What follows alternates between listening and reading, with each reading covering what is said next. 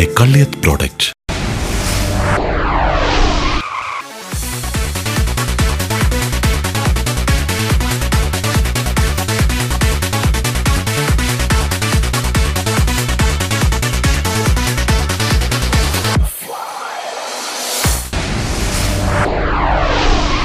Executive luxury sedan വളരെ class ആയിട്ടുള്ള ഒരു ഇന്റീരിയർ ആണ് എക്സെപ്റ്റിൽ വന്നിട്ടുള്ളത്. അത് പ്രീ ഫേസ് ലിഫ്റ്റിൽ തന്നെ വന്നിട്ടുണ്ടായിരുന്നു.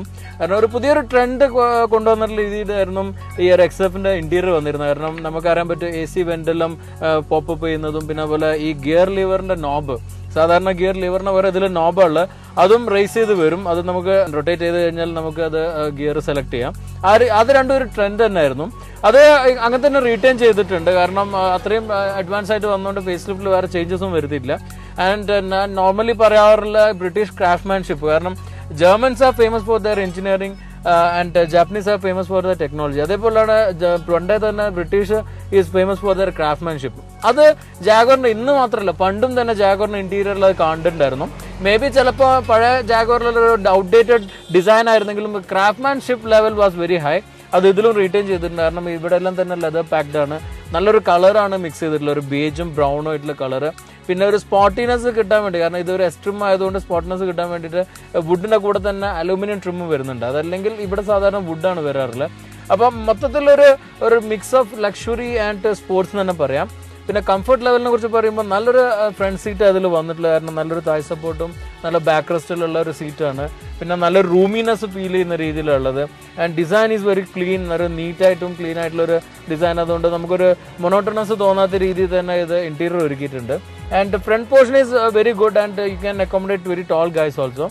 ബട്ട് ഒരു യൂറോപ്യൻ ട്രെൻഡ് ഈ ഒരു എക്സിക്യൂട്ടീവ് സീഡാനിലും കൂടുതൽ ഫ്രണ്ട് സീറ്റ് യൂസ് ചെയ്യുന്നതുകൊണ്ടായിരിക്കണം ബാക്ക് സീറ്റിന്റെ ഒരു ഹെഡ് റൂം കുറച്ച് കുറവാണ്. ഈ ഒരു ക്ലാസ്സിൽ ആ ഒരു ഡ്രോബാക്ക് മാത്രമേ എക്സെപ്റ്റിലുള്ളൂ. ബാക്ക് സീറ്റിന്റെ ഒരു സ്പേസ് വളരെ ക്രാംഡ് ഒന്നുമല്ല, പക്ഷേ ഹെഡ് റൂം കുറച്ച് കുറവായെന്നുള്ള ഒരു ഡ്രോബാക്ക് മാത്രമേ ഉള്ളൂ എക്സെപ്റ്റിന്റെ ഇന്റീരിയറിനെ കുറിച്ച് പറയാനുള്ളത്.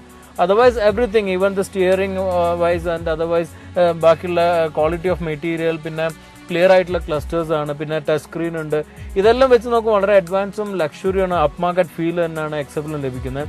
And it really has that British craftsmanship. I cannot stop saying that. കാരണം അത് ശരിക്കും റിവീൽ ചെയ്യുന്നുണ്ട്. All the Jaguar models has got that and still XF also he's having it. Altogether it's a very luxurious interior. You can feel it very much and you will feel that your money is worth spending ennulla reethi thanalla. So interior is very good in this.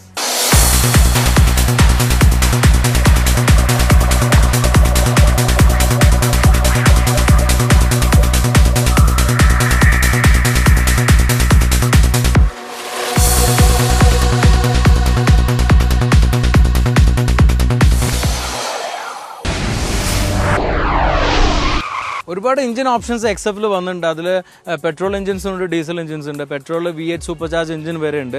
But ഇന്ന് ഞങ്ങൾ test drive ചെയ്യുന്ന ഏറ്റവും അധികം sale ചെയ്യുന്നത് especially ഇന്ത്യയിലും നമ്മുടെ നാട്ടിലും കേരളത്തിൽ ഏറ്റവും അധികം വിൽക്കപ്പെടുന്ന 3 ലിറ്റർ V6 ഡീസൽ എഞ്ചിന്റെ ടെസ്റ്റ് ഡ്രൈവ് ഉള്ളത്. ദാറ്റ് ഈസ് 2993 cc വരുന്ന V6 ഡീസൽ എഞ്ചിനാണ്. ആൻഡ് 275 PS പവറും ഉണ്ട്, 600 Nm ടോർക്കും ഉണ്ട്.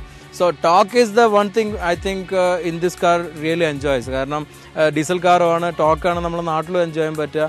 അത് ശരിക്കും എൻജോയ് ചെയ്യാൻ പറ്റും. So that will show you in the test drive.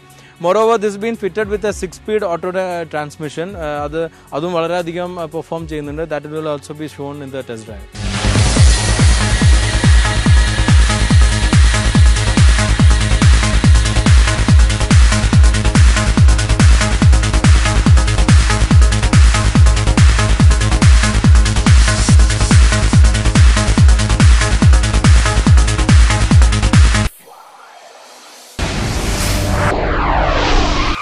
എക്സെപ്റ്റിന്റെ ഡ്രൈവിനെ കുറിച്ച് പറയുമ്പോൾ ഫസ്റ്റ് വേർഡ് എനിക്ക് മനസ്സിൽ വരുന്നത് റിഫൈൻമെന്റ് ആണ്. ഇറ്റ്സ് അൾട്രാ റിഫൈൻഡ് കാർ എന്ന് തന്നെ പറയാം.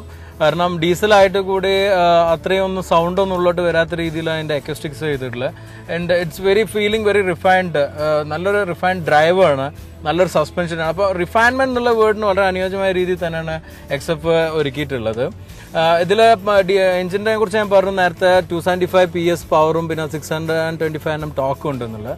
ശരിക്കും നമ്മളെ റോഡുകളിലെല്ലാം തന്നെ ടോർക്കായിരിക്കും നമ്മൾ എൻജോയ് ചെയ്യാൻ പറ്റുന്നത്. കാരണം നമുക്ക് ഉള്ള ട്വിസ്റ്റി റോഡാവട്ടെ, സ്ട്രേറ്റ് സ്ട്രെച്ച് കുറവുള്ളതെല്ലാം തന്നെ ടോർക്കിന് ഉപയോഗപ്പെടും. അതാണ് എനിക്ക് ഇതിൽ അഡ്വാൻറ്റേജ് ആയി തോന്നിയിട്ടുള്ളത്. നല്ലൊരു ടോർക്ക് ഉണ്ട്.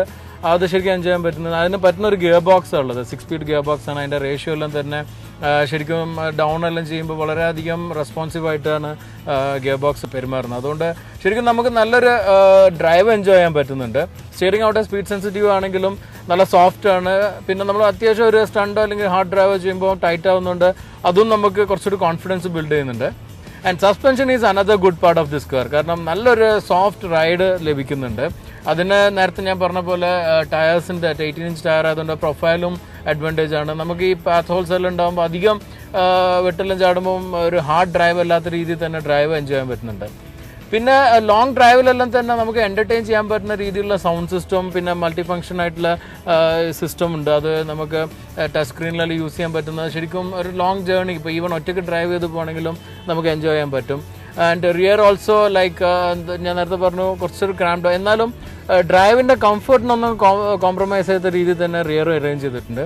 സോ ഓൾട്ടുഗദർ ഇതിൻ്റെ ഒരു പുറമേ നിന്ന് കാണുന്ന രീതിയിൽ ഒരു ഒതുങ്ങിയ കാറായിട്ടാണ് അത് ഡ്രൈവ് ചെയ്യുമ്പോൾ ഫീൽ ചെയ്യുന്നത്. ഒരു ബൾക്കിനെസ് ഒന്നും നമുക്ക് ഫീൽ ചെയ്യാത്ത രീതിയിൽ നല്ലൊരു സ്പോട്ടി ക്യാരക്ടർ നിൽക്കുന്ന രീതിയിൽ തന്നെയാണ് എക്സെഫ് ഉള്ളത്. So I think those who drive more and those who can afford this car, it will be a very good bye. കാരണം ഇപ്പോൾ റിഫ്രഷ് ചെയ്തതിന് ശേഷം ഇതിൻ്റെ ബിഗർ ബ്രദറായ എക്സ്ജെനെ പോലെ തന്നെ ഉള്ളത്. അതുകൊണ്ട് ഒരു അപ്പ് മാർക്കറ്റ് ഫീല് ലഭിക്കുന്നുണ്ട്. ആൻഡ് ആഫ്റ്റർ ഓൾ ജാഗ്വാറിന് എന്നും ഉണ്ടായിരുന്ന ഒരു ക്വാളിറ്റി, ആ ഒരു ഫീല് ഇതിൽ ലഭിക്കുന്നുണ്ട്. നല്ല ബിൽഡ് ക്വാളിറ്റിയാണ്. The body panel are good, the material used is very good. അപ്പം നമുക്ക് ഒരു വാല്യൂ ഫോർ മണി ആയിട്ടാണ് തോന്നുന്നത്. Whatever money you are spending on this car, it's been reflected on the quality and it's been reflected on the product actually. അപ്പോൾ അതെല്ലാം ശരിക്കും enjoy ചെയ്യാൻ പറ്റുന്നുണ്ട്. ജാഗ്വാറിനെ കുറിച്ച് പറയുമ്പോൾ ഞാൻ അന്ന് നമ്മൾ XKR ഡ്രൈവിൽ കണ്ടിരുന്നു ആ ഒരു സ്പോട്ടി ക്യാരക്ടറും നമ്മൾ അറിയാതെ പോകുന്ന ജാഗ്വാറിൻ്റെ ഒരു ഫേസ് ഉണ്ട്. അത് ശരിക്കും റിവീൽ ചെയ്യുന്ന രീതിയിൽ XKR നമ്മൾ അനുഭവിച്ചു. അത് ചെറുങ്ങനെ ഇതിലും ഉണ്ട് ആ സ്പോട്ടി ക്യാരക്ടർ. അപ്പം whatever you are spending, if you are enthusiast, you can enjoy the car. And if you want more powerful car, there is models in this XF-ന്റെ R എന്ന പറഞ്ഞ മോഡലുണ്ട്. അത് സൂപ്പർ ചാർജ് V8 എഞ്ചിനാണ്. And it's A very powerful engine. അപ്പോൾ അതെല്ലാം ശരിക്കും കൂടുതലൊരു 4 door sports ഇടാൻ തന്നെ പറയാൻ പറ്റും. So altogether XF will be a very good product for a Jaguar. Volume ചെയ്യാൻ പറ്റുന്ന ഒരു പ്രോഡക്റ്റ് ആണ്. And it's been reflecting on international market. ഇന്ത്യയിലും ഇപ്പം നല്ലൊരു മാർക്കറ്റ് ആണെന്നുള്ളതാണ് മനസ്സിലാകുന്നത്. And Kerala also we can see how the Jaguar and Land Rover is doing. നല്ലധികം കാറുകൾ വരുന്നുണ്ട്. And it's taking lot of share of this segment. So altogether Jaguar and Land Rover has a good comeback after Tata acquiring. More models are coming, exciting models are there to come. So I really enjoy the drive with this car. Hope you guys also enjoyed it.